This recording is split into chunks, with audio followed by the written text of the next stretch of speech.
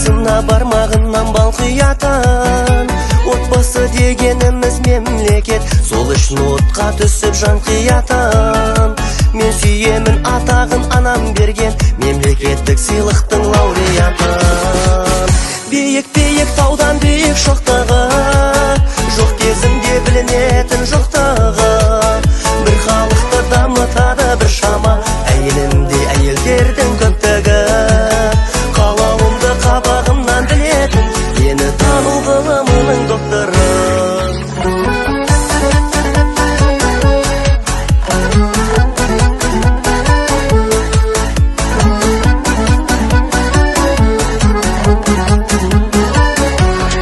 Сенімді жол серігім сапардағы, тыныштықты көзеткен шаһардағы.